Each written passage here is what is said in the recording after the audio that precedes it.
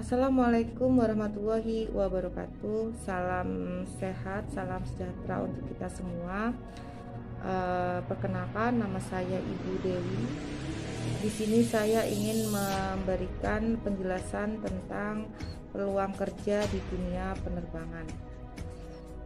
Di sini saya sebagai motivator bimbingan konseling, saya ingin membagikan sedikit ilmu kepada kalian supaya kalian paham apa itu peluang kerja di dunia penerbangan. Dalam website Jenderal Perhubungan Udara pada tanggal 25 April tahun 2018 dinyatakan Dirjen Perhubungan Udara Agus Santoso saat menjadi panelis dalam acara panel discussion dan FGD peluang dan tantangan industri penerbangan Indonesia di era Asian Single ASEAN Market. Dalam hal penerbangan, bonus demografi tersebut merupakan pasar potensial yang bisa dilayani oleh bisnis penerbangan.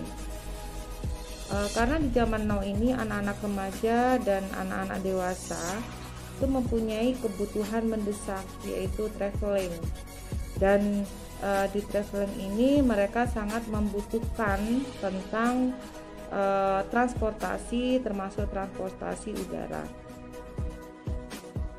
Menurut Agus, bonus demografi inilah yang menyebabkan penumpang penerbangan di Indonesia itu tiap tahunnya meningkat antara 10 sampai 11%. Berimbasnya kepada siapa? Berimbasnya kepada bisnis turunannya dan yang berkaitan seperti perawatan dan perbaikan pesawat, catering, ground handling, dan lain-lainnya.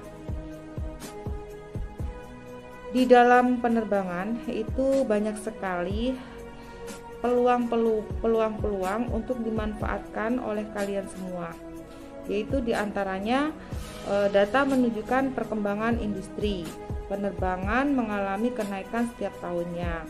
Terus bandara-bandara baru bermunculan. Sektor penerbangan membutuhkan tenaga atau sumber daya yang berlisensi. Mendukung sektor penerbangan terhadap kebutuhan sumber daya manusianya.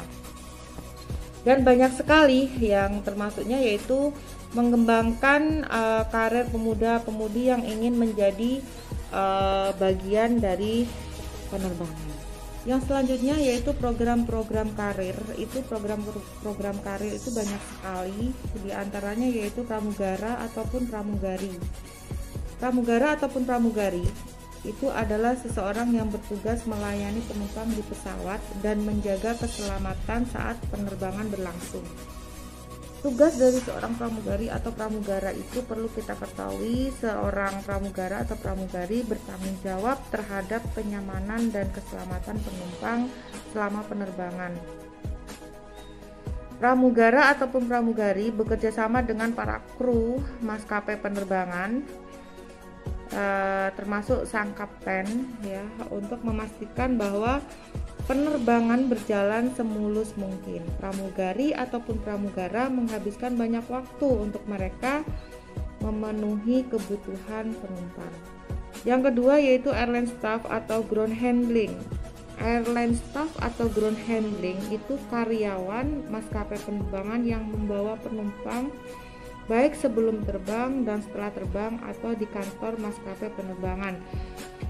Di ground handling ini ada dua, yaitu ada yang di lapangan, ada yang di kantor. Yang di lapangan itu salah satunya kalau saya berbicara dengan untuk misalkan untuk kita para kaum awam, itu biasanya yang mendorong pesawat atau mengganjal pesawat gitu ya, atau yang lain-lain lah. Tapi kalau yang di dalam itu bisa dikatakan sebagai administrasi ataupun ticketing dan lain-lain. Nah, nanti kalau kalian ingin tahu jelasnya tentang ground handling itu apa, kalian bisa nanti WA ke saya ataupun kalian bisa tulis di bawah di komentar. Selanjutnya yaitu application security ya, atau AppSec ya, kalian mungkin pernah dengar. Jadi AppSec ini adalah personal keamanan penerbangan.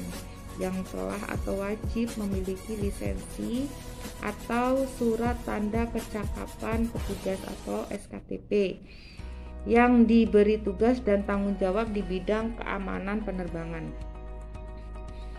Ini biasanya dikeluarkan oleh Dinas Perhubungan.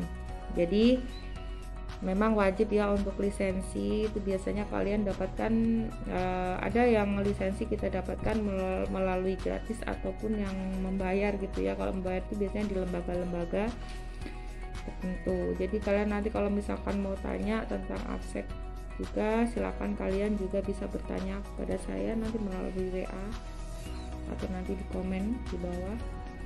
Selanjutnya AFSEC di Indonesia sendiri, pengamanan bandar udara itu adalah sebuah unit kerja yang dibentuk oleh PT Angkasa Pura dalam memenuhi aturan-aturan internasional ataupun nasional sebagai pengelola dan penyedia jasa keamanan bandara.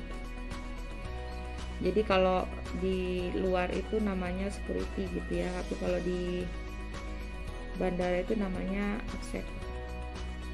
Selanjutnya yaitu cargo handling. Cargo handling itu adalah suatu rangkaian proses pekerjaan penyelesaian kargo saat mulai diterima sampai dimuat ke dalam pesawat untuk diangkut ke suatu kota ke kota lain di dalam dan di luar kota. Nah ini cargo handling ini sama halnya biasanya yaitu bongkar muat barang yang ada di pesawat atau di gudang ya. Jadi kalian nanti bisa ngebaca juga ya nanti di informasi-informasi di Google boleh apa sih cargo handling itu gitu kan, itu bisa. Kalau di sini saya ingin sedikit menjelaskan kargo. Kargo itu apa sih? Kargo itu semua barang atau goods yang dikirim melalui udara atau pesawat terbang ya, yang biasanya untuk diperdagangkan baik antar wilayah kota di dalam negeri maupun di luar negeri itu. Dan tentunya apapun yang dikirim itu harus ada dokumentasi pengangkutan yang jelas, jadi tidak dikatakan sebagai penggelapan gitu ya. Mungkin itu saja yang dapat saya sampaikan. Semoga apa yang saya sampaikan ini bermanfaat untuk kalian semua.